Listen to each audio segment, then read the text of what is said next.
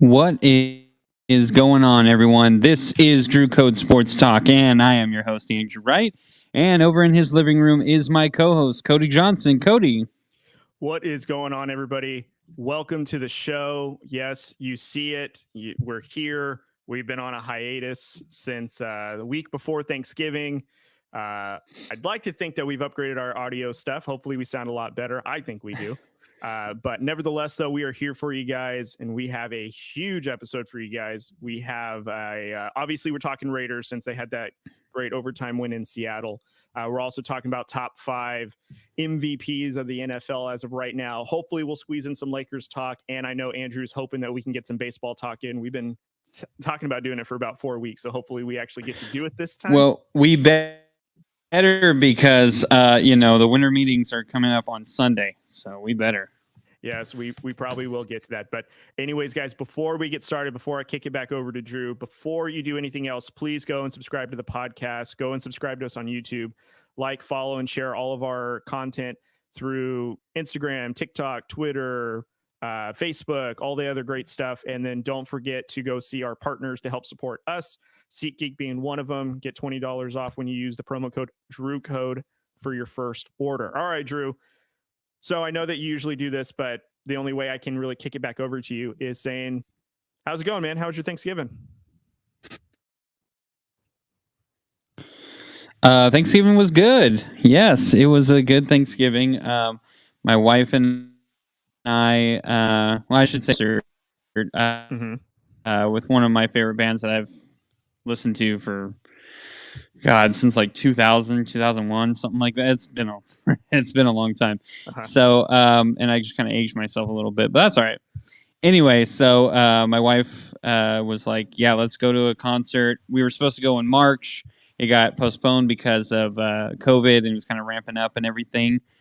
But in the end, we ended up being able to. They moved it to the day before Thanksgiving in Oakland, so we traveled. Honestly, it took us like 2.5 hours, really, because I was hauling ass, and also there was like really no traffic going to Oakland, which was kind of crazy. So we kind of got lucky in that perspective. So it was fun, man. We had a great time. Loved it. Almost got lost in San Francisco because, if Cody, why my wife and I do this, but we never drive into San Francisco. If we're planning on going to San Francisco, we never drive in. I got broke down one time in San Francisco. I think I've told the story before. I don't know if it was on here or when we were doing 2 bays, but anyway, we broke down. And so ever since then, we've just been like, no, we're not even going to mess with it. Not even going to touch it anymore. We're just going to be smart about it. Take the BART in to wherever we can lift. You can use the city transportation. And actually, they have like these, what do you call it? They have these like this app that you use. It's called Clipper, and you can use it on the BART, on the city buses, on the ferries, anything like that in San Francisco. Any transportation, you can actually use that everywhere. So we downloaded that and we used it. And so we try to use the city bus, the Muni. Mm-hmm. And good God, you don't realize how big of a city San Francisco is until you have to figure out where you're going to stop, where the bus stops are, and all. So it was a learning curve, but we went down to Little Italy and had some of the best Italian food I have ever had. It was phenomenal. We went to this restaurant called Luisa's Restaurant, and this lady has had it since like the 1950s. And I had pizza, and I had a meatball pizza. All it was, Cody, was dough, a red sauce, cheese, and like big chunks of meatball on top. Okay, that's all it was. I have a picture of it, but it was the best pizza I've ever had. It was the best pizza and the best meatball I've ever had. I'm a huge meatball fan. My wife is not so much into meatballs, but she was even like, "Can I have some of yours?" And I was like, "Yeah." And she was like, "Can I have another meatball?" Like, she kept asking for my meatballs. meatballs. And I was like, whoa, you don't even like usually eat meatballs. She's like, no. So we had a great time there. The concert was absolutely amazing. We ate so much that we had like 2 or 3 drinks and we were good. We were not even feeling it. We were thinking about going to a bar, but unfortunately, the day before Thanksgiving, bars really aren't popping. So we woke up early the next morning and left and came and helped out Thanksgiving and did all that and stuffed our faces there. So it was such a great time. And then Friday I went to my family's, which actually was super fun as well. We had a great time there, and so yeah, it was a good Thanksgiving. How was yours? You know what? It was I don't want to say uneventful as in a bad thing. It was actually really nice.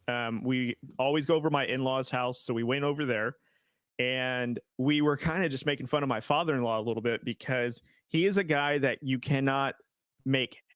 He will never be happy with anything. So we were making the point that like we will advise him to watch a movie that we think is phenomenal. It's funny or it's a feel-good movie or whatever, and we'll watch it with him.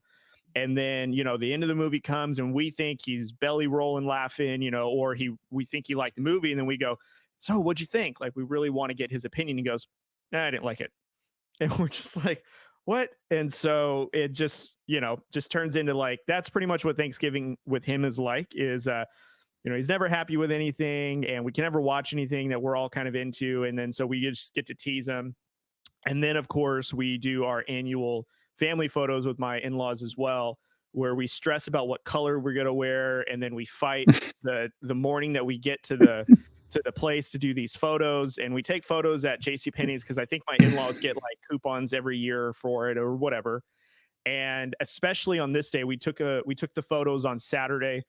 Mm-hmm. And I think our appointment was like 9:30. They tell us to be there at 9:00. And so we do show up for that. And, stuff happens. There's only one person that's doing photos in the register and it's early in the morning. And, again, I work in the hospitality industry, so we're short staffed. I get it. Like stuff happens. You just got to be flexible. He just wanted to make sure he let everybody know what time our appointment was initially for. And then, that he got a phone call and he just wanted to plead his case about why, they were behind and why it's an inconvenience, which, rightfully so. But it was just kind of like after a point, we were kind of just joking like, all right, guys, new drinking game. You guys have to take a shot for every time Dad tells somebody about, what time we were supposed to start shooting and how he's upset that we're late. And all this other stuff. Now, mind you, we don't have anything planned the rest of the day. The rest of the day is free, but because it's not punctual like he was hoping for, he just wanted to let everyone know and hear out his grievances. So that's pretty much what our Thanksgiving and family photos consist of. And so ultimately, though, it's fun hanging out with family. Not a whole lot of family drama, but just, being able to appreciate the smaller things and the little personality quirks of everybody, I suppose. But it was fun ultimately. Well, that's good. I mean, what is a holiday without having some someone just constantly like, we got to do this, we got to do that. That's every holiday. I will say though, while we were walking around, it was Saturday, of course, while we were walking around, I couldn't help but the dad in me goes, oh, that's a pretty good deal right over there. Because again, it's the day after Black Friday. They still got stuff going on. I was like, oh my gosh, honey, did you see the savings over here? We should go check this out. So I couldn't help it. Part of me was trying to sway my wife to go over there to look at it. I thought about you when we had to take my wife and I, we took a lift to the BART station from our hotel room. Mm-hmm. And while we were in there, I leaned over to my wife and I go, should I pull a Cody? She was like, please don't. Please just don't right now. And I was like, oh, okay. I wanted to ask him how, so is this your regular job or, you just do this for extra cash? Okay. So since you guys have dogged me on that, when I was in Arizona for work, I only talked to one Uber driver the whole time because the first night I got there, I didn't say a word to this guy. The second time I was there, he was just asking me, and I couldn't help it. I go, oh, that's cool. So are you from Arizona? Or you couldn't help it. You couldn't hold back. So yeah, since Oh then, my God. I've been trying to lessen it, but I can't help it. Like when I'm sitting in somebody else, a stranger's car, which is funny to begin with. That's a whole nother topic. But how could you not have somewhat of a conversation? It's awkward. Like you're just sitting back there in silence, like, Because I mean, they don't care, Cody. They don't care. You really don't care. You try and act like you do, but you really don't care what this person is doing. And if you come to that agreement and you sit in that car and that guy doesn't say anything to you, you're golden. They're just taking you. They're getting paid. They don't care. They don't need to make conversation. I'm Cody, sure we're going to take you to these progressive commercial classes. this episode is sponsored by Progressive. Yeah, and we're gonna get you we're gonna get your help that you need. All right. Well, enough about me, Drew. Why don't you go ahead and kick us off? All right, so let's talk a little NFL first. Obviously, there was a lot of NFL games. I mean, there was 3 games on during Thanksgiving. I unfortunately really didn't get a chance to watch really any of it. I saw majority of the second game, the Cowboys. I forgot who they played. Cowboys and someone. Cowboys. And Giants. It was the Giants. That's right. I watched a little bit of that, but everyone wanted to watch movies and all that, which is fine. I mean, I wasn't really too pressed about it. I mean, my team wasn't playing, so I really didn't care. And honestly, I didn't think that the Thanksgiving games were that interesting, to be perfectly honest. I mean, Cowboys and Giants, yes, I know it's a rivalry game, yada, yada, yada. But I thought the Lions and Bills was probably going to be the most interesting game out of all 3 of them. Mm-hmm. So I don't know. It didn't really appeal to me this year, but maybe because I was kind of like mad because the Raiders are kind of terrible. Well, anyway, I watched a little bit of the Bills and the Lions game, and it actually seemed a lot closer than what it looked like. And for a minute, you thought the Lions were kind of in control, at least the feeling I got from it. And it wasn't until probably about the 7-minute mark of the fourth quarter, Bills finally kind of put it away in a sense, and the Lions just didn't have enough to really challenge following that. Or I know it came down to field goals, but you just felt like that the Lions had it under control until, the Bills would get on the field. And I think Josh Allen had turned the ball over, and it was 2 drives later, he basically went down the field and scored. Then they got a game-winning field goal. So the Lions felt like they controlled majority of that game, but the Bills, did what Bills do, and they just came back in spectacular fashion. So, yeah. Well, let's talk about our team first. The Raiders, they win a thriller in Seattle. I mean, it was a big game. Now the Raiders have 4 wins and still 7 losses. And, I'm starting to see Raider Twitter come back to life and be like, still possibility of playoffs. I'm still going to pump the brakes. I think Seattle, and this is going to go to the question here, I feel like Seattle's kind of slowing down. And I think teams are starting to figure them out. And I think this was a little bit of worry for everyone with Seattle, with how they were playing and now what it's like now. So, Cody, do you believe that Seattle is slowing down, or do you think they've just, lost 2 in a row?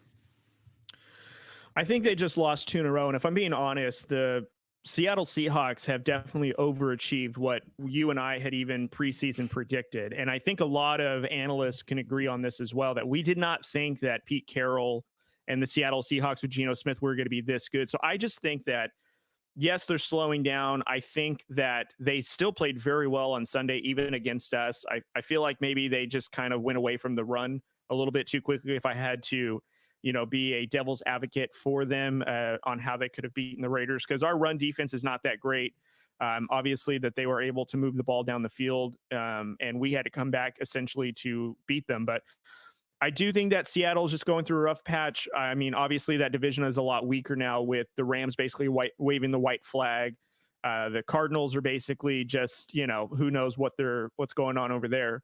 I think that the Seattle Seahawks are basically going to have a better record than anybody in the NFC East, because it looks like that 3 out of 4 teams are going to make it into the playoffs from that division, just because that's how their records are stacking and how good those teams are. But I think for Seattle, yes, that they did lose 2 in a row, so they are slowing down, but they are also still exceeding expectations. And I would not be surprised if they still get in a wild card spot or get back on the winning track.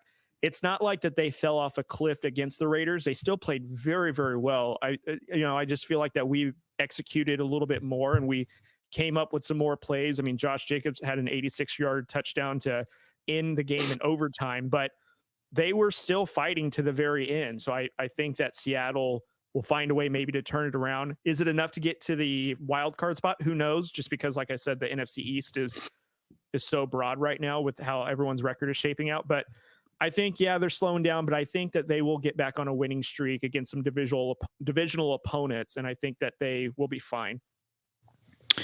The first thing that I was concerned about with Seattle and why I believe they are slowing down is they had no pass rush. I mean, it was non-existent, and let's not kid ourselves. The Raiders aren't some world beaters on their offensive line. Their offensive line is actually arguably worse than last year.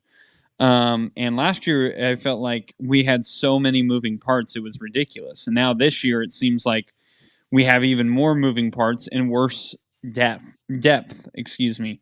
So I don't know. It was a little concerning for me if you're Seattle.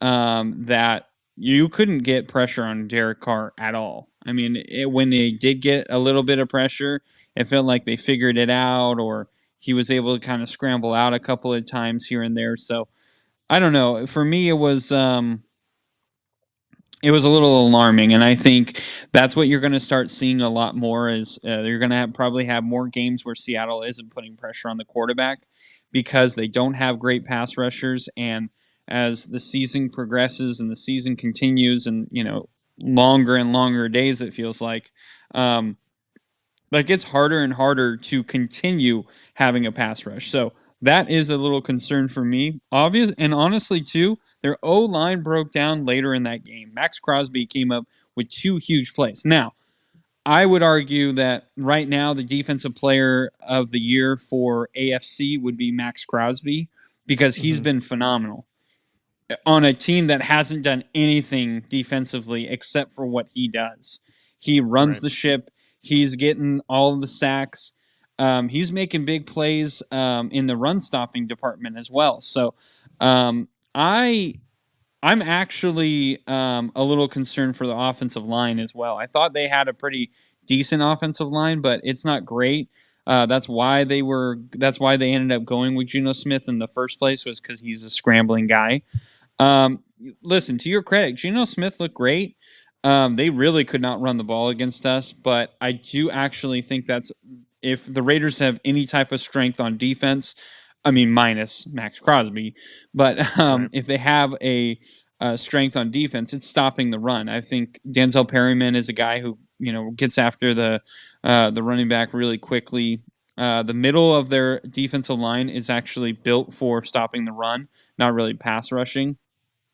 And some of our safeties and corners, we have guys who are guys who love to pursue the ball, not necessarily cover the ball. So I thought we did a good job there, but I'm not really concerned about like Kenneth Walker. Like I didn't think it was his fault. I felt like like I said, the offensive line broke down a lot of the times.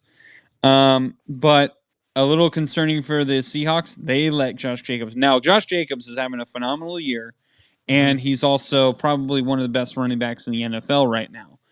But they couldn't stop him once, it seemed like. It just felt like every time Josh Jacobs stopped. I think the one time they stopped Josh Jacobs was the stupid 4th and inches call where they tossed it instead of just running up the middle. And then they tried running up the middle, and it was like Seattle was like, well, yeah, we figured you guys weren't going to do the pitch again. That was stupid. So I just felt like there was no stopping Josh Jacobs. And yes, that was great for the Raiders, but at the same time, it is a little concerning for the Seahawks because it wasn't just like when we needed a big play. It seemed like every single time he touched the ball. And to be perfectly honest, that is really concerning, and that's the thing you have to fix first if you're Seattle, because defensively they covered the ball. They covered their receivers really well, even Devontae for a while. But with the run stopping, it was non-existent. So Seattle, I think they're slowing down, to be honest. And San Francisco is caught caught fire. Los Angeles they're probably pretty much done. Arizona, they're nothing really to me. So I think Seattle does still have a chance to possibly make a playoff. But right now I think they're slowing down, and I think they can be overtaken. Hey, I got a follow-up question for you. Oh, okay. So we didn't plan for this. So the Raiders next 6 games. Yeah. Chargers, Rams, Patriots, Steelers, 49ers, Chiefs. Do you think with that remaining schedule, do you think we'll get to 500 or above 500? I mean, I can see a scenario where we could, but I'm not going to bet that at all. I would never commit to it, because here's the thing. I could see them beating the Chargers, but I can also see them losing to the Chargers. I think we'll beat the Rams. Honestly, if they have Stafford, there's a possibility the Rams could still beat us, because that defense is still good. They're not as good as they were last year, but they're still a good defense. The Steelers, that's a good defense too. I think we could stop their offense. So, we'll see though. I mean, who knows? Patriots have a really good defense too. That'll be tough. So I just think you're seeing a lot of good defenses in the Chiefs. I just don't think we're close to their level right now. I could see us like making a random win over the Chiefs, but again, I could see us winning all of those games, and I can also see us losing all of those games. And I'm still not sold on Josh McDaniels. I know this is crazy. We won 2 in a row, but it was against the Broncos, and like I said, I feel like the Seahawks are kind of slowing down. So I'm not like getting all hype like, oh, the Raiders, they're finally. I still think that this is going to be at least a top 15 pick for the Raiders. I'm going to be a little bit more optimistic and say they can go 3-3, because I think the games that they will lose, like I can anticipate them losing to the Chiefs. I would hate for them to lose to the 49ers, even though right now 49ers are clearly the better of the two. But I just would want them to win, because, between us Californians, the 49er and the Raiders rivalry is kind of like an undertone rivalry that is like amongst Californians. But I do see that the Raiders could go 3-3. Like, I think that the Rams is a winnable game, even if they have Stafford, because they don't have Cooper Kupp, nor do they have Allen Robinson any longer for the rest of the season. So that's, I think, plausible for us. I think the Steelers is one that we could win, especially if their offense isn't really moving the ball so much, which Steelers kind of struggle to begin with anyways. And I mean, a third win could go to, like you said, the Chargers. They have a terrible run defense right now. So, I mean, Josh Jacobs could feast on that. Or, it could be the Patriots. Patriots offense sometimes isn't always clicking with Mac Jones. So I think I can be a little optimistic, say the last 6 games. They can probably go 3-3, and that ends us at 7-10. So. Yeah, I mean, I'm with you. I'm not going to say that it can't happen, but I'm not going to bet my life on it. I've just been burned with the Chargers too many times. It's happened way too often. So, all right, Cody, let's move on to the second question here. Let's talk about who actually the Raiders going against this week here. The Chargers. Chargers went for 2 to win in the final seconds. Are the Chargers a playoff team now? Man, this is tough, because on paper they absolutely do look like a playoff team. I would have to say I believe right now at this moment, not yet. And not to say that they won't turn it around, but I think I need to see them with Keenan Allen for a couple more games. I mean, obviously they had a really good win this past weekend. We're going against them, so I really hope that one of their wins isn't against us. But if it is, it is. Their defense is very suspect. I mean, they have the worst run defense, and I think their pass defense has gotten really bad as well. I mean, the only thing that really goes well for them is their pass rushing defense is really elite. But once the rushers can't get home, then their secondary can't hold up for them. So as of right now, I don't think so. Do I think they can get hot? I do. I do think they're actually a better team with Keenan Allen in the lineup as their primary receiver than Mike Williams, which is what we saw for like the last 6-7 games. So, I mean, I can see them getting on a roll with how their offense is. I feel like with, DeAndre Carter being that like under guy and Keenan Allen being that route runner, I think it kind of does work a little bit. And Austin Eckler has still just been absolutely elite for this offense. But they're definitely going to be needing to get into shootouts because I don't think they're going to win with their defense alone, which is the only thing. So as of right now, they're not quite there. But I mean, the rest of their schedule, who knows? I think they still have a game against the Broncos coming up, which just got flexed out of the Sunday Night Football game. That's how bad it is. So, yeah, I mean, right now, not quite there yet. I think they're getting close, though. Yeah, right now, I mean, they're like the first odd man out, I believe. I think the Jets are just ahead of them. And I don't know. You look exactly what you said. You look at the roster, 100%. They're a playoff team. But when you like the defense specifically is really weird. This defense is so stacked, and I know they have a few injuries. I'm not saying that they don't. But I don't know. Like it just even their pass defense is kind of suspect. I mean, okay, listen, I'm a Raider fan and I'm talking about how the Chargers lost to the Cardinals. Okay. I understand the irony here. But listen, I'm not standing here going, "Oh, I think the Raiders are a playoff team," or I've been sitting here and saying like I don't even know if they're a playoff team or a 500 team, excuse me. Mm-hmm. So, I'll admit that, but the Chargers struggling against the Cardinals is a little concerning because that Cardinals defense is okay, but I really do feel like Justin Herbert, I mean, he was throwing well. I mean, Eckler had some good numbers here and there, but it just feels like they just can't get it like going. And what's really worried, like I said about that defense, is Brandon Staley is a defensive-minded head coach, and he can't get this defense going. It's really weird. I really kind of hope that the Chargers do. I'm not because I'm rooting for the Chargers or anything, but I just feel like it would be a more fun playoff if the Chargers are in it versus the Jets, because as much as I do like how the Jets have been playing, I don't think the Jets can sustain it. I mean, they literally just changed their quarterback. You know what I mean? But their defense is really good, and I'm not saying that they shouldn't be there, but I would much rather watch the Chargers than the Jets is what I'm trying to get at. Yeah. So I don't know.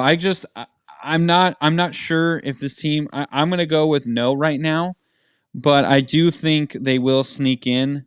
If I were going to bet anything, I would definitely bet that the Chargers would get in over the Jets, but who knows? Yeah.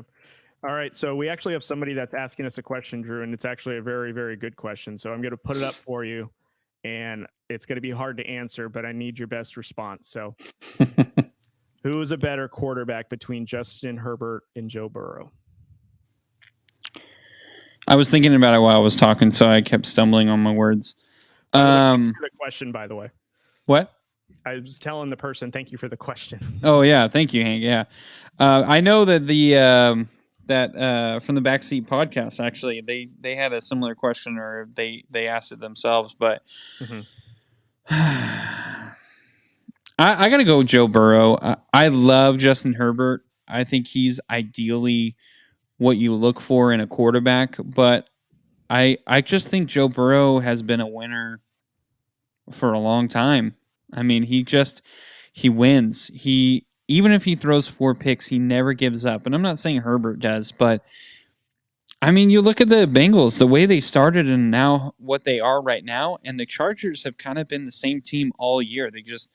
They win games and then they lose a random one, and then they win it and then they lose it. And it's just like, we're talking about, we don't know what's up with their defense. And yeah, you can give credit to the Bengals defense. I mean, they're doing a great job.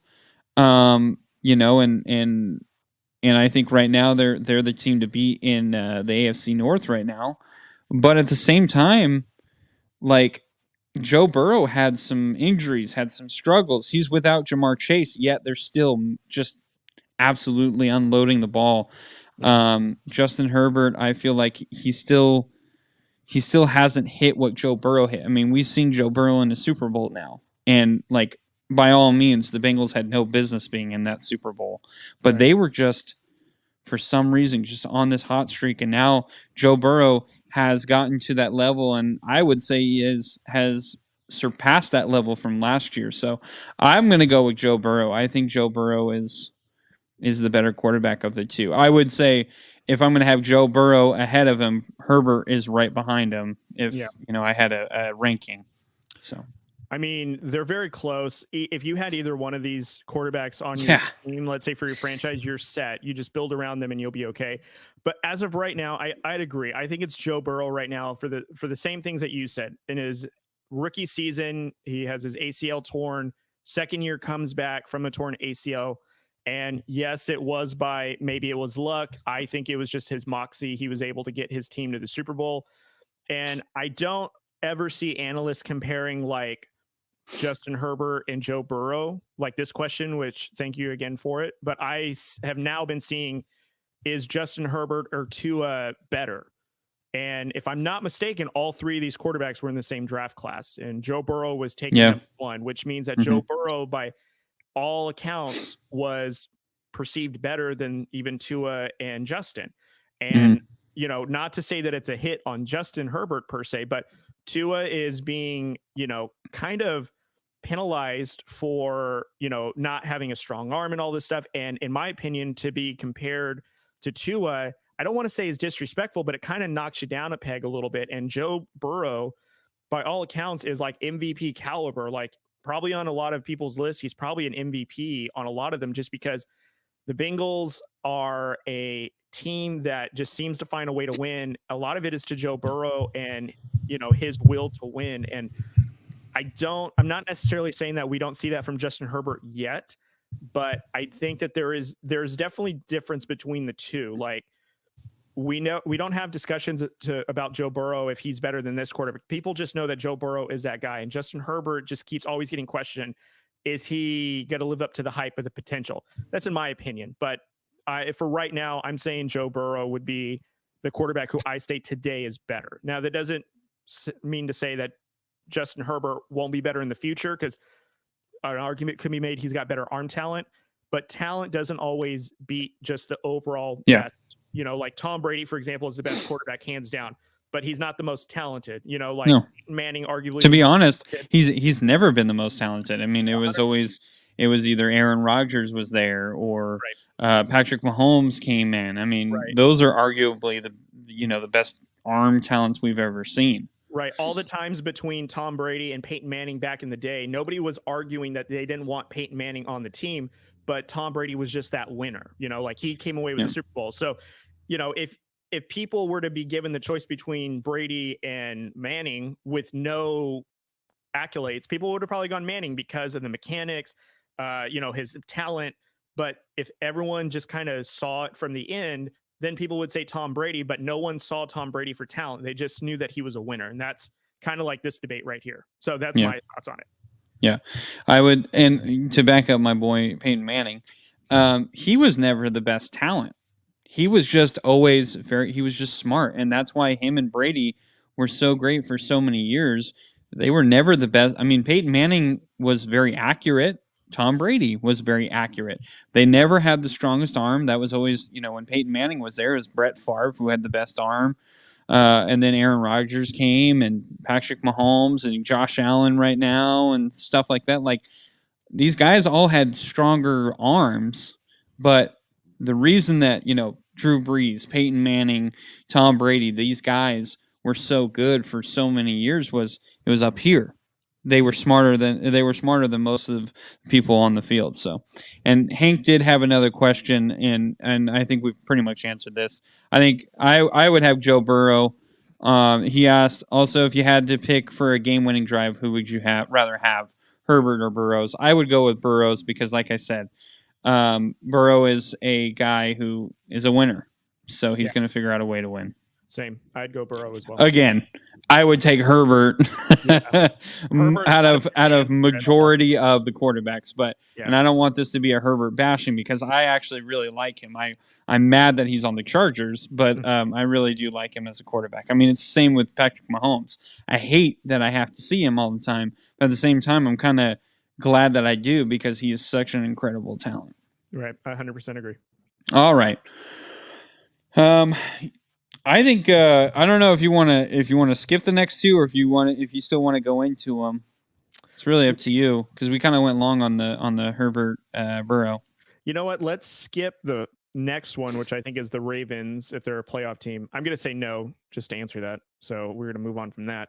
I'm going to hold on to Ravens.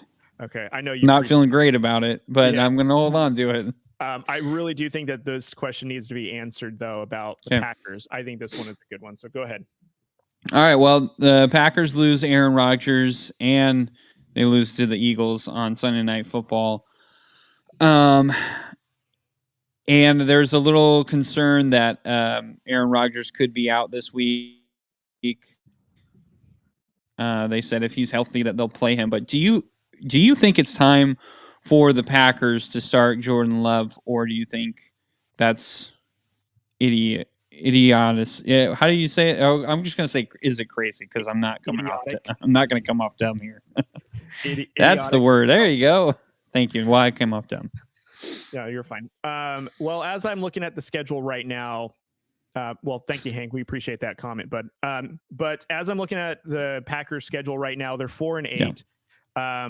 I think their chances of getting in the playoffs are very slim. I think this offseason could be very crucial for them because they either have an opportunity to get Aaron Rodgers more weapons or, more pieces, let's say, like to that offensive line, maybe to the defense, to maybe pursue another playoff run next year. Or what they can do is see what they have in Jordan Love to then make that decision. Because ironically enough, we were a couple of days short of the 15-year anniversary between when Aaron Rodgers took over for Brett Favre due to an injury. Sunday Night Football, very similar situation. Jordan Love played really, really well, all things considered. In the preseason, he never looks very good, at least in my opinion. So I've always wondered, is this guy really the real deal? It was good to see that against an Eagles defense, he held his own. Granted, they were playing like a zone prevent defense for the rest of the game. But, I mean, he was able to get a touchdown on them. He looked like he was in sync with the receivers. If I'm the Green Bay Packers, I'm looking at the schedule. We may be lucky to get to 9 wins if we go on a 5-game winning streak. And that won't even guarantee to get you in the playoffs because, you'll only have essentially one more spot because essentially 2 spots are going to be taken by either somebody coming out of the NFC East or out of the West, in my opinion.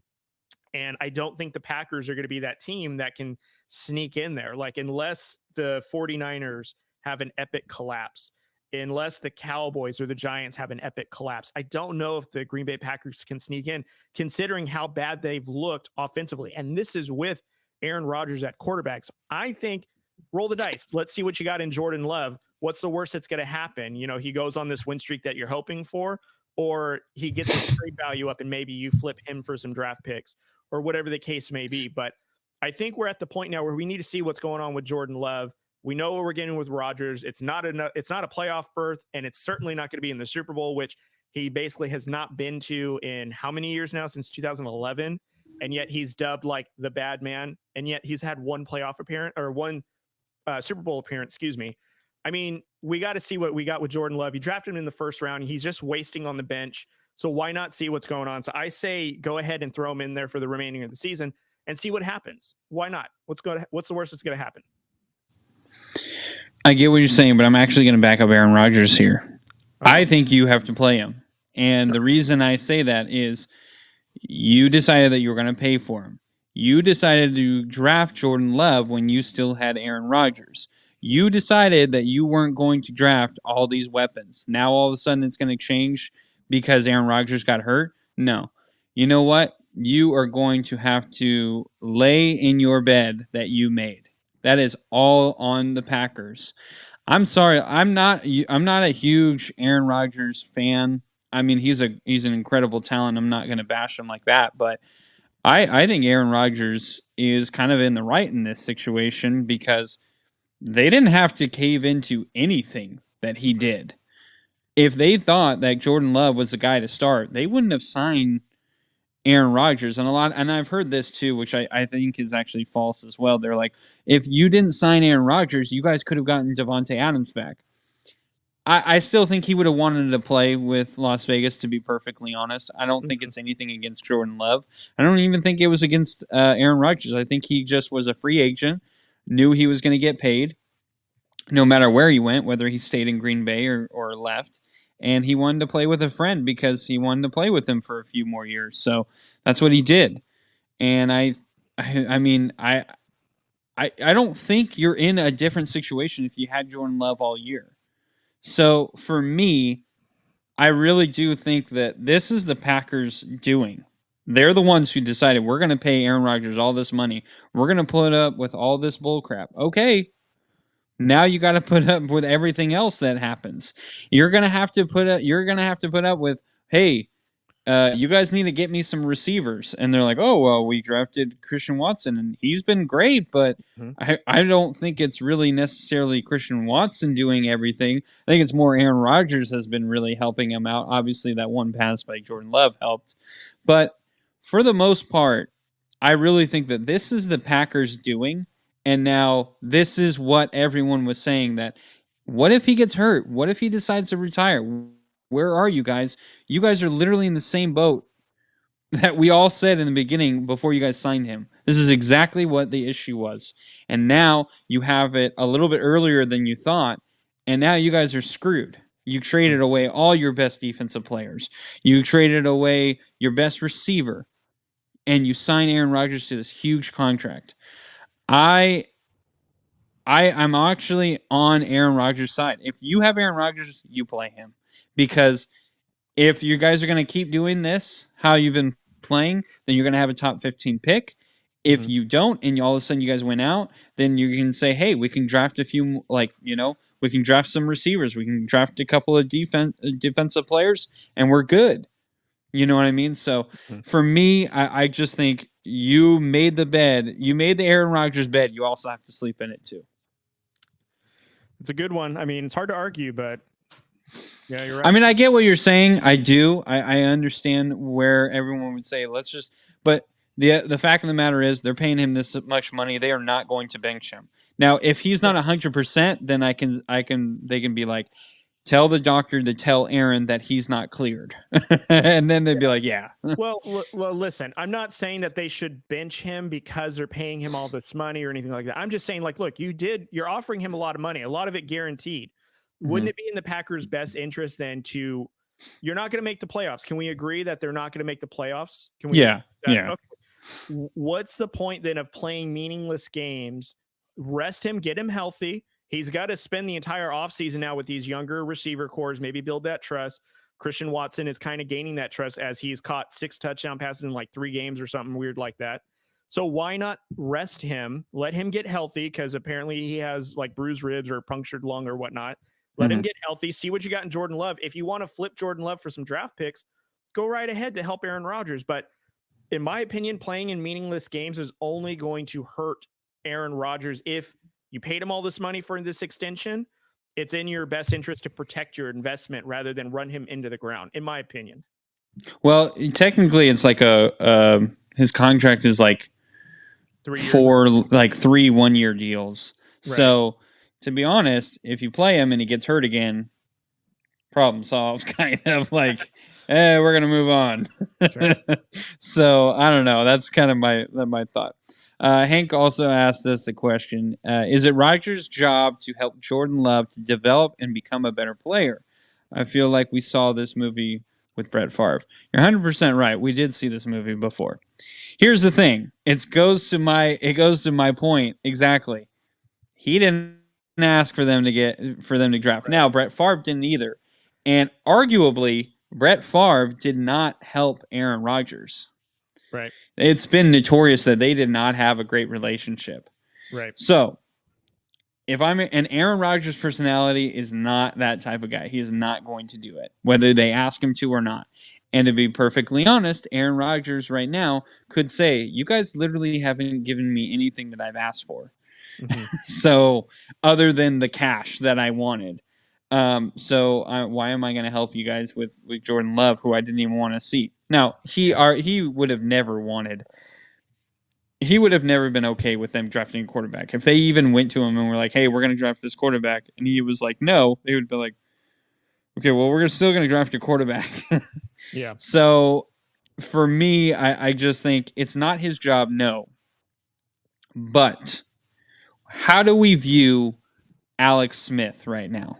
Alex Smith is this incredible player, incredible team player. This guy was getting to the playoffs every single year for the Chiefs. They just couldn't get over that hump. And no one had seen Patrick Mahomes other than a few writers. And and sorry, from the back seat, just mess. I know who this is. This is probably Ethan. It's probably Ethan. Yeah, he really wants to talk about this. Should I send Yeah, I agree with you, Ethan. It's not his job. It's really not his job. I mean, listen, but you can make the argument that if you really want to have that legacy of this guy was a good guy, he was the best, which I do think that Aaron Rodgers is still going to be, overall liked in the NFL for what he was in the NFL. But I don't know, man. I feel like, I don't know. If it were me, I feel like I would help the other quarterback. I really would. And that's just my personality. I don't think Aaron Rodgers is that type of personality. And to be frank, to what Ethan is saying, it's not his job. I mean, plain and simple, it's not in his contract. You have to help Jordan Love. It's really not his job. It would be nice. It would be great for Green Bay, but I mean, I it's not his job. And like I said, Brett Favre never did it for him. And it turned out well for Aaron Rodgers because he studied Brett Favre. He studied what he did right and what he did wrong. Why do you think Aaron Rodgers never throws interceptions? Because Brett Favre threw a ton, and he was like, I'm not going to do that. But if you look, I always had watched this. Aaron Rodgers has the exact same move of play action that Brett Favre does. If you watch it side-by-side videos of Brett Favre and Aaron Rodgers, they literally have the same exact play action move. It's crazy. And that's because he watched what Brett Favre did really well. Brett Favre was a very good play action quarterback. I think Aaron Rodgers has made it better for sure. And that's my opinion. I just don't think it's his job. I would like him to, but I don't think it's his job. Yeah, I don't have any more to add. This kind of reminds me of the Ryan Tannehill fiasco with Malik Willis, where he basically just said a comment that is essentially what you're saying is it's not my job to come in and train him or anything like that. But I mean, they're teammates. They're going to be teammates. They're going to bond. Willis don't say it in public. Probably not the best thing to say it in public. But if you're not going to, then don't. You don't have to say it. I mean, Willis is going to train with him. They're going to have the same access to coaches. That's really what it's more or less like. Like, get your knowledge from those that have played longer than Aaron Rodgers. Like, yes, Aaron Rodgers or whoever is a good quarterback, but you're going to get to learn how to play NFL football from your coaches, watching game time action, getting your reps. But you got to earn your reps. It's not like they're going to just come to you. You know what I mean? Like, I'm sure Aaron Rodgers or Tannehill, for all intents and purposes of this conversation, are both probably saying like, look, we're competitors. I'm not losing my job for you. You need to earn it. If you're going to outplay me or take this starting role, you need to outplay me in practice. You need to work harder than me, but it's not going to come easy. But I imagine they're going to do typical teammate stuff. You're not going to leave your teammate hanging. You're not going to be like that. Cause there's never been a record of Aaron Rodgers doing that. But, I agree with you, Drew. I agree with Ethan. It's not his responsibility. That's on the coaches to get him prepared or whatnot. So, yeah. All right. Hank did ask one more question. I think we should answer it. And then I think we just need to skip the Lakers question, but we'll still do the MVP question. Okay. All so right. Hank asked, what do the Niners do with Jimmy G if they win the Super Bowl? I think you got to keep Jimmy G, in my opinion. I know this whole Trey Lance thing, you traded for him and all that, but if he wins you a Super Bowl, I mean, you could make the case to trade high. You could definitely make that case and, go with Trey Lance for the rest. I don't think Trey Lance is a flop for any means, but I think he has, I don't know. I just think he's got too many injury factors that I could see him having. He was injured the year before COVID, and then he had the COVID year. So it was like, and then he comes in, finally gets starting, and 2 games in, he's hurt. I mean, Jimmy G had his big time injuries, but I think he's learned from it, and I feel like he's been in the last 2 years he's been available for the Niners. So I don't know, man. I've always liked Jimmy G. I think he should have been a little more respected by the Niners in this case. I didn't. It made zero sense for them to go after another quarterback, in my opinion. Some people may feel like Jimmy G wasn't it, but I felt like he was doing well. I mean, he's a guy. Is he the best talented quarterback? No, but he really he really did what they asked him to do. And he just couldn't make the deep ball throws, which they rarely did anyway. So it was kind of like, why do you need to? And of course, it hurt him in the Super Bowl, and so they're like, "Oh, Jimmy G sucks." And it's like, no, it's just he's never been able to do that. So, and they asked him to do the impossible for some reason, and we were shocked that it didn't work. Yeah. So for me, I like Jimmy G. I think he should be the quarterback. And if they still can't make up their mind, if I'm Jimmy G, I'm saying, get me the heck out of here.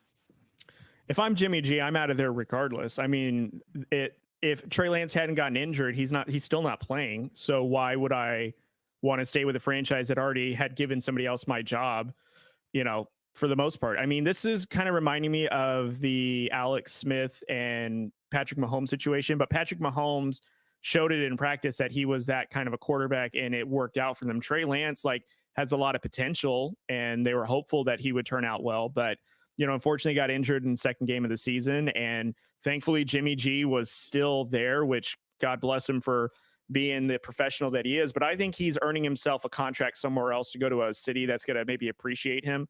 And to Hank's credit, yes, I mean, Jimmy G has a better win-loss record than Montana and Steve Young, which is ironic, but I don't think the 49ers are going to want to keep him. I think, if he brings them a title, maybe he's a great trade asset. That's great. But if I'm Jimmy G, I'm going somewhere else that's willing to pay me. I wouldn't be surprised if he goes back with the Patriots. You know what I mean? I know that's kind of a wild one, but I wouldn't. No, didn't you see the story? It's going to be Tom Brady going back. I don't believe that. I mean, if we go into those conspiracy theories, we'd be here all night. But anyways, yeah, that's exactly right, Ethan, with your comment regarding Jimmy G. But I think he's out of there regardless. They can win the Super Bowl, lose the Super Bowl, not make the playoffs, make the playoffs. Jimmy G is not coming back. I think this is his last year. And, I think that's okay to say, this is it. He gave him everything he can. The fan base or whoever didn't give him an opportunity to get over the hump. Maybe he just doesn't have it in him. Get him into another team that might be willing to do that. I mean, who knows? I hear Stafford's injured. Who knows if he stays with the Rams? It'd be an interesting one for Jimmy G to go to the Rams, play the 49ers twice a year. Who knows? But I don't think Jimmy G stays, even if they win the Super Bowl. All right, Cody, let's go into our MVP talk. Okay, so I told you to make your top 5 MVP favorites. So I will let you decide whether you want to start from your 5th going up to your number 1, or if you want to go to number 1 to number 5. I'll let you do that, but who is your top 5? All right, so I'll go 5-1. Do you want me to rush through it quickly, or do you want me to go on a tangent?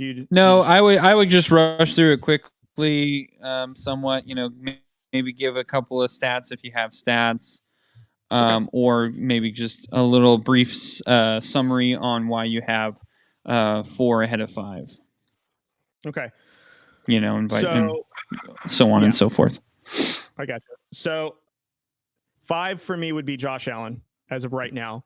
And I say that just because there's been some games that he's lost them, and I think that kind of plays into a part of it. 4, and this is just because I was watching a little bit of Thanksgiving game, and I saw Micah Parsons basically just kill the Giants, and I think Micah Parsons should be somewhere in the top 5 in the MVP, so I have him at number 4. I have Joe Burrow at number 3 for the MVP. I have Patrick Mahomes at number 2. Patrick Mahomes, in my opinion, he can go 1 or 2, but number 1 for me would be Jalen Hurts, just because of the record that he has for the Eagles. It was hard for me to not include Tua in here, but I think that Tua is benefiting from just having an onslaught of weapons.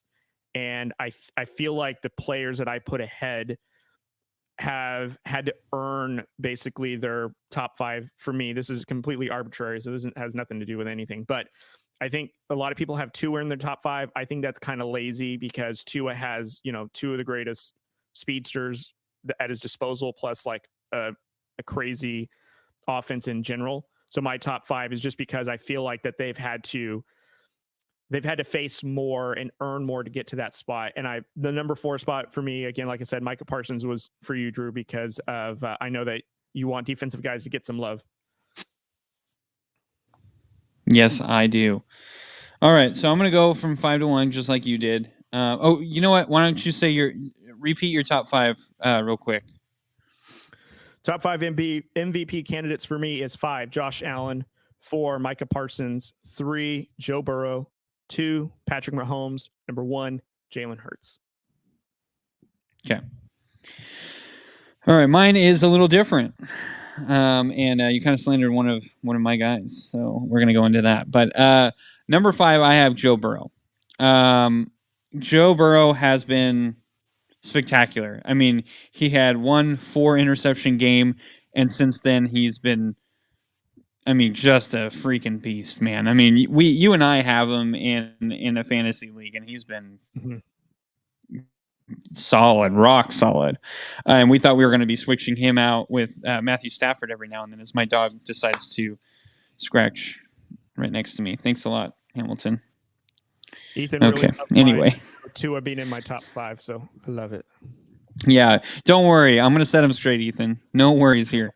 So Joe Burrow, 3,160 passing yards, 23 passing touchdowns, 4 rushing touchdowns, so 27 total, 8 picks, and a completion percentage of 68.2%. I mean, exactly where you want to be. So all great numbers, and it looks like right now, like I said, the Bengals are the team to beat in the AFC North, in my opinion. Number 4, I got Tua. Listen, he's got 2 great receivers, Cody, but you cannot deny that he is absolutely playing out of his freaking mind. You can't deny it. I know that you don't think Tua is that great. I'm with you. I don't think Tua is as good as what his numbers are saying. Right. But you also cannot deny how he has been playing lately, especially since since he came off the injury. He's been playing better than what he was. 2,564 passing yards, 19 throwing touchdowns, 3 picks, Cody. 69.7 completion percentage, and he's got a rating of 115.7. I mean, that's really good. So Tua's my number 4. I got Jalen Hurts at my number 3 spot. I've seen a lot of people saying Tua over Jalen, but I gotta say Jalen has been good all year long. Like I said, Tua's been really good all year. Not saying that he isn't, but I feel like he's played better of late. With Jalen Hurts, I feel like he's been playing consistently the same way. He's thrown for 2,560 yards, so identical to Tua, and Tua did miss 2 games, so you can make that argument there. But they're not asking Hurts to throw every single time. They're also having him run the football. But we could also make the argument, Cody. He's got A.J. Brown. He's got Dallas Goedert. He's got Devontae Smith. He's got some good weapons, Cody. Okay, so should we kick him out of the top 5 too? Hold on. What weapons would you rather have? Would you rather have Jalen Waddle and Tyreek Hill, or A.J. Brown and Smith? If we're talking about receivers, yes, I would take the Dolphins. But you have Dallas Goedert. The Dolphins have some good running backs, but Miles Sanders has been good, and Jalen Hurts. And Jalen Hurts they're asking him to run. Probably, it seems like more than Miles Sanders. So I got to be honest, man.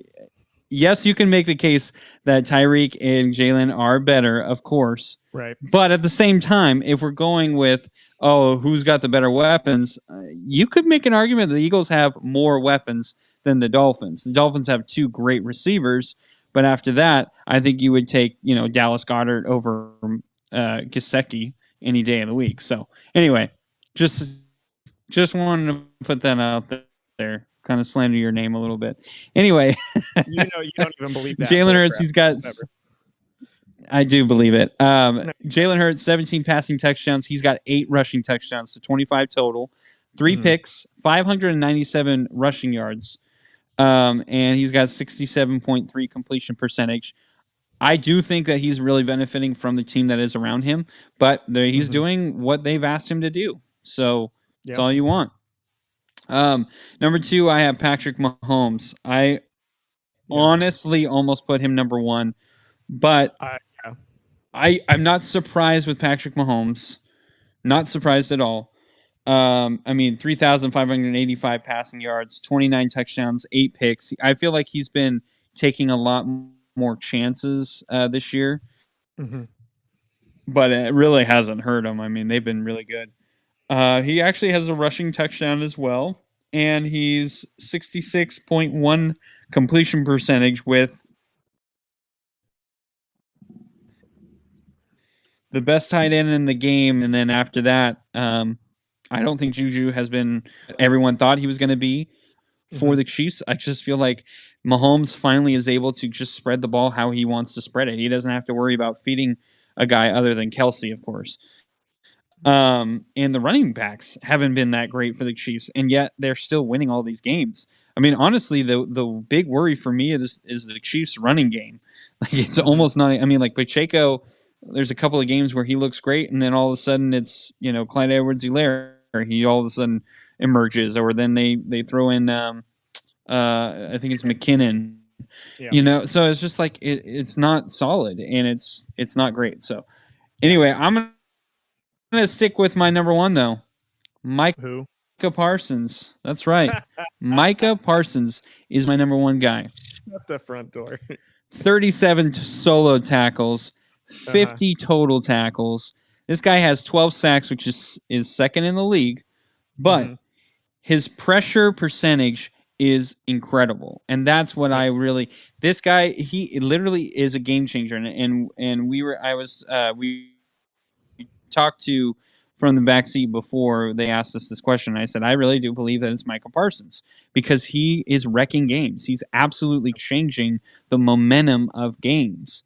And he's still doing that. I don't think this Cowboys team is that great. Their offense is not really moving how you think they are. It's really that defense is really putting the Cowboys offense in great situations. And the main reason is Micah Parsons. I looked up on Football Reference here. He has 10 quarterback hits, 7 hurry passes. So 17 out of 29. That is a 58.6% pressure percentage.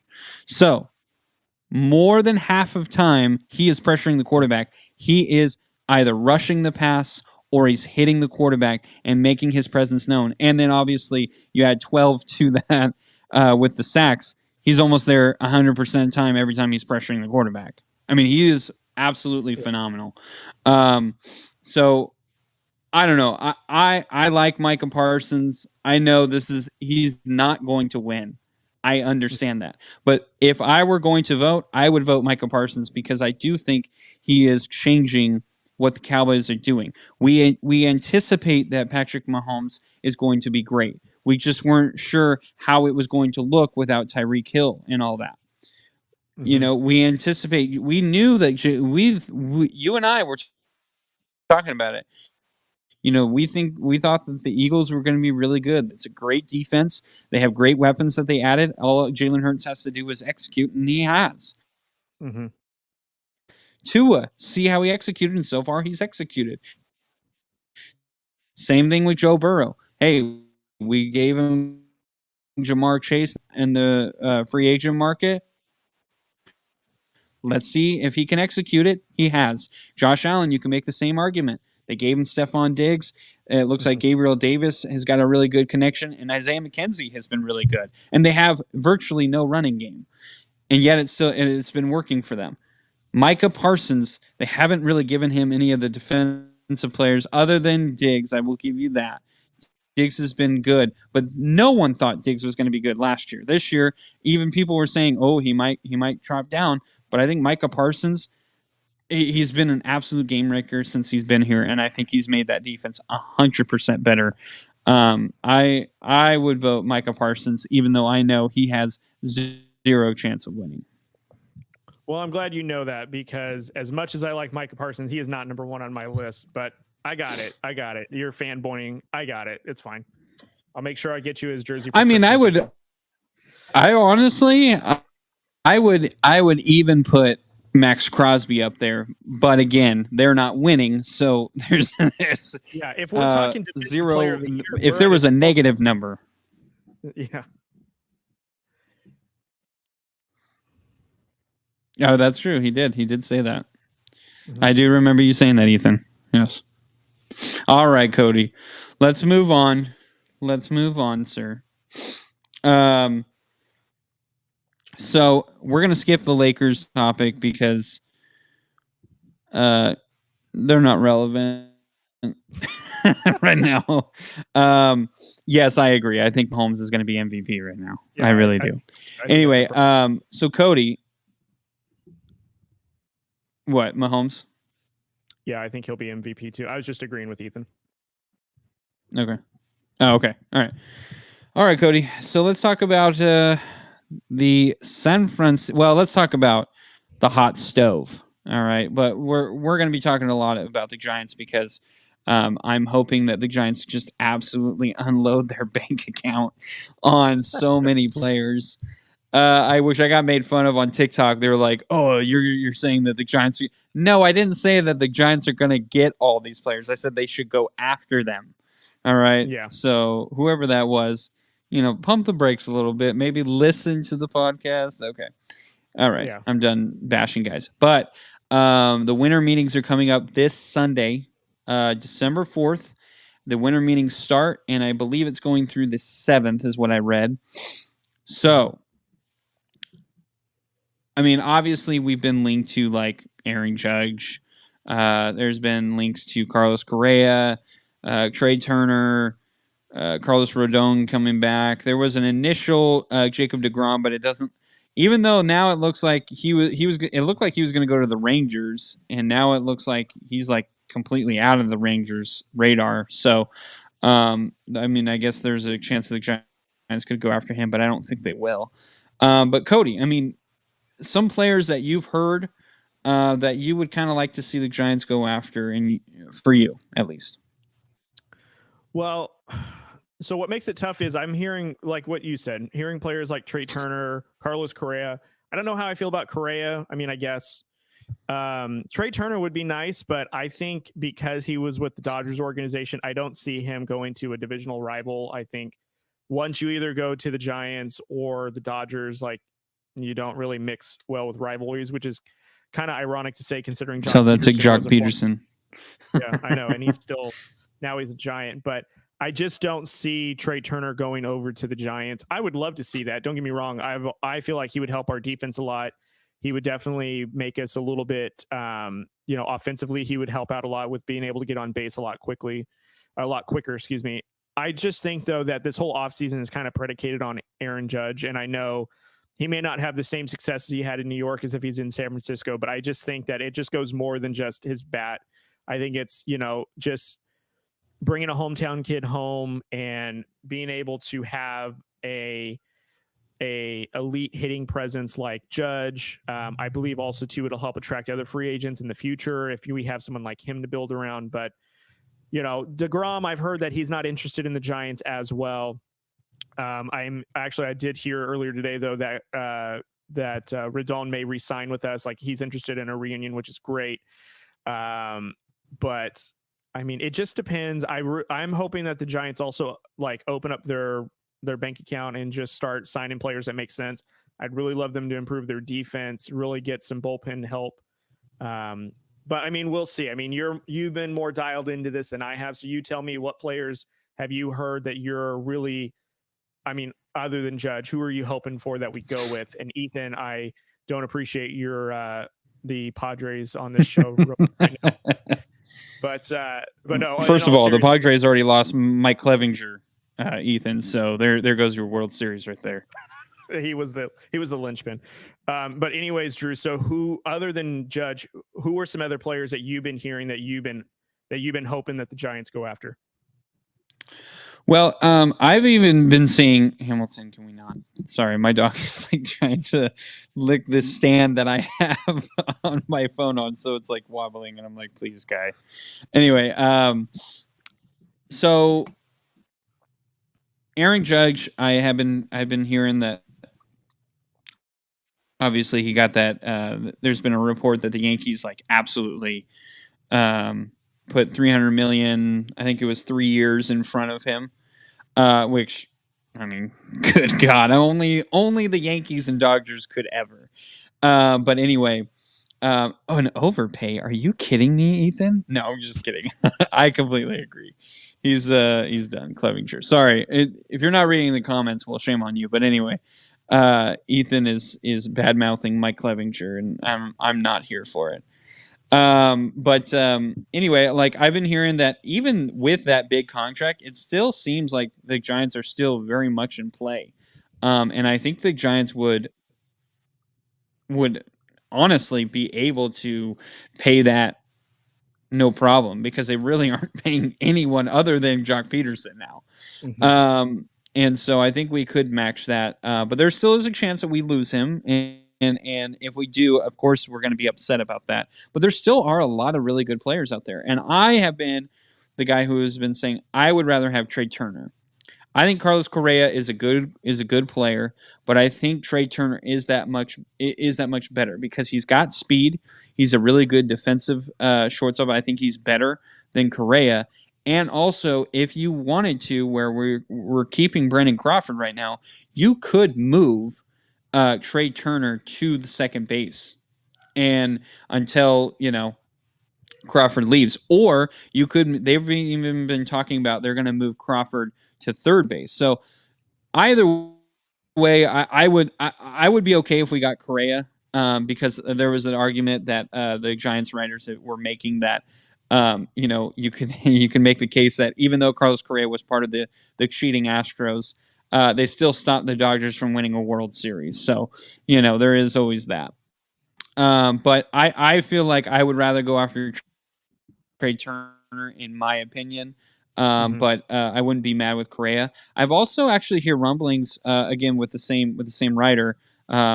They actually really might take a look at Xander Bogaerts, who I've always liked for a long time. I think Xander Bogaerts is a very underrated shortstop. Now his defense isn't great, so are the Giants really going to be able to afford to pass on the other two guys and get Xander Bogaerts, kind of lose that defense a little bit? I think they still could, but I don't think they would. I think if Correa or Turner would want to sign, if they could even get both, I actually wouldn't be opposed to that.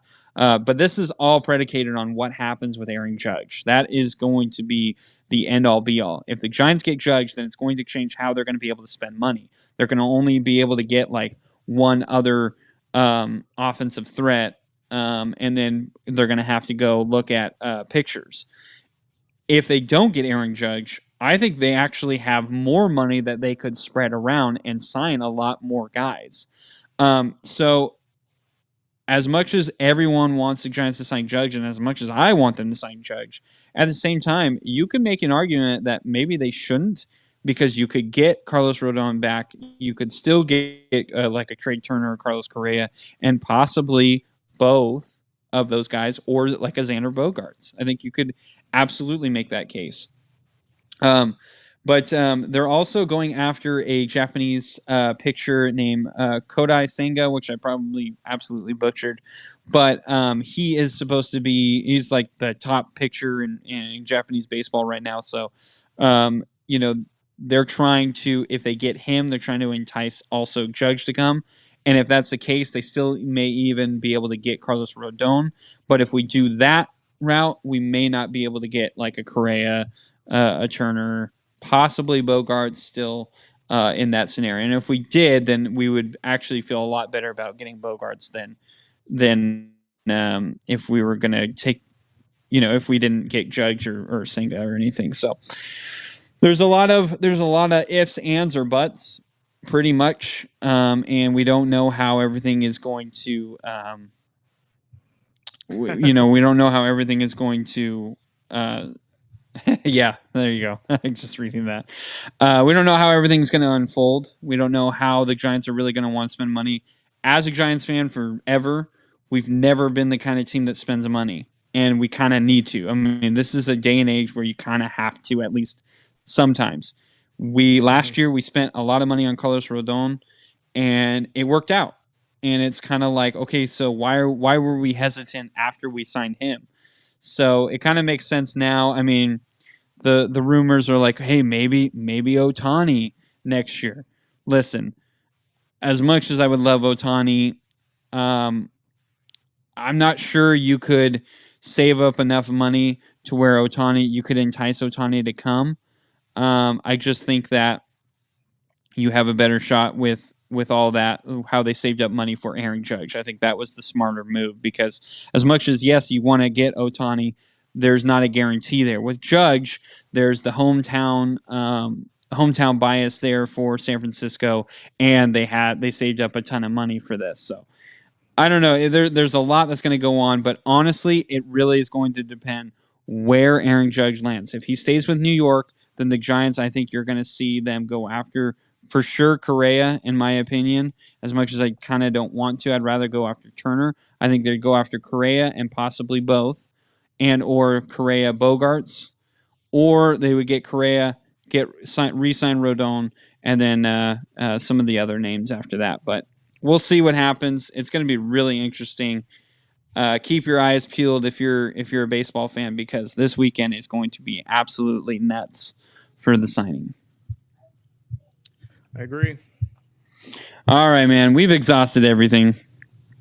Actually, no, I'm not backtracking. How dare you? By the way, I love Aaron Judge.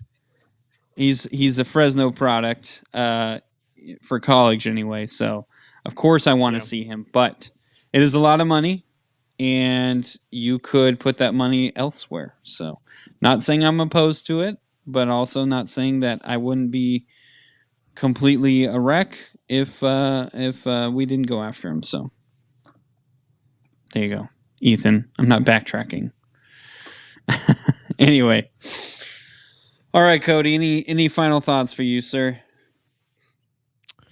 No, man, that was actually a pretty jam-packed show. I wasn't lying when I said it, but it just didn't go in the order I thought. But it went well. I loved it, so it's great. Yeah, I've also been seeing like a lot of people saying the Giants want it, like Bellinger and Kenley Jansen. That was the other one. Listen, Jansen actually would help. I mean, Jansen is not what he used to be, but that actually would help us a little bit from the bullpen standpoint. Bellinger, a lot of people are saying because he's a good defensive guy, and he seems like a Giants, signee where we go after defense and just hope that his offense finally starts clicking. I don't see them going after both. You can make the case that maybe Bellinger, but I don't think Jansen's going to come to the Giants. I think he hated the Giants when he was there and with LA, so I don't think he would. But Bellinger, I think there is a good case that he could, because Farhan Zaidi was the guy that was there when they drafted him, and so he's got a connection with him. So I'm sure that's a possibility. How did you feel about Jose Abreu going to Houston? Good for him, man. I mean, as much as I hate Houston and I don't want to see them succeed, it's a smart move, because he's been with Chicago for a long time. He's been an absolute stud there, but he's just been completely undervalued because the White Sox just can't seem to pull it. I mean, I thought they were going to be a playoff team this year, and they just couldn't get over it. And for some reason, I just think Jose Abreu deserves a little bit better. And I think this is a really smart move for the Astros, because I think now you're getting a better bat in your lineup. Yuli Gurriel he's a good player, but now you can put Abreu there at first base here and there, or you can DH Abreu, however you want to do it. So sounds cool. All right, man. Anything else? No, I think that's it, man. We've exhausted everything. I hear my son babbling, so that means I'm gonna have to put him down to sleep here. So,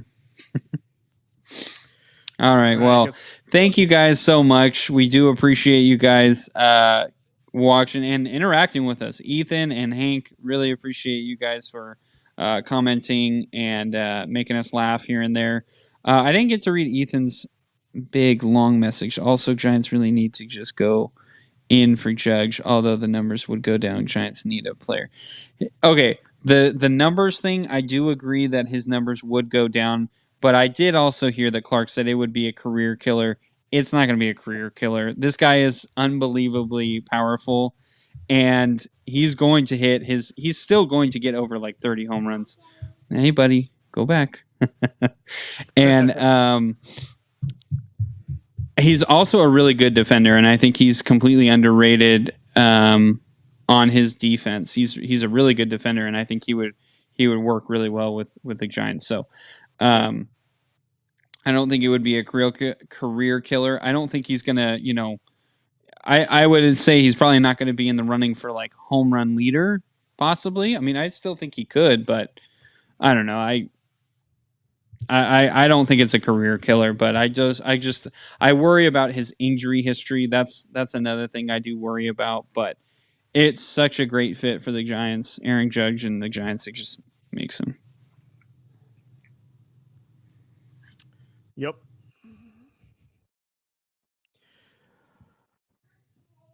Sorry, my son, he wants to say hi. He was crying, so now he has to say hi. Hold on. Come here, bud. You want to say hi to Cody? Yes, I will. Yes, I will. You already saw him. Here. Can you say hi? Say hi in the mic. Okay. Say hi. Hi, buddy. Did you hear him? Yes, I will. Yeah. Hi, bud. I hear Cody, brother. I hear Cody. You hear Cody? I hear Cody. Yeah, say hi. Hi, Cody. Hi, Cody. I'm good. How are you, buddy? Oh, Mama's over there, huh? Mama's on her phone. Mama's on her phone. All right, let me close this out so you can go do your thing. So anyways, guys, thank you guys so much for joining us. I can't thank you all enough for listening and hanging in there with us and getting a special appearance by Cam, who of course is stealing the show. Again, guys, thank you all so much. Yeah. I know. Ethan is really calling you out right now. I'm sure I know. Jesus, Ethan. Anyways, guys, thank you all so much for joining us. Real quickly, please visit all the links in our bio, such as fanatics.com, SeatGeek, fnxfit.com. Go visit our Amazon links and all that good stuff. So we are signing off for now, guys. Don't forget to subscribe and download the podcast and our YouTube channel. Thank you all so much. Good night, Cam. I'll see you later. I'll probably see you in the morning. And thank you to everybody. Bye, good night. I love you. Bye, buddy. Oh, Bye-bye. I love you, Cody. Love you too, buddy. All right, guys. Thank you all so much for joining us. We'll see you next week. All right. See ya. Sorry, guys.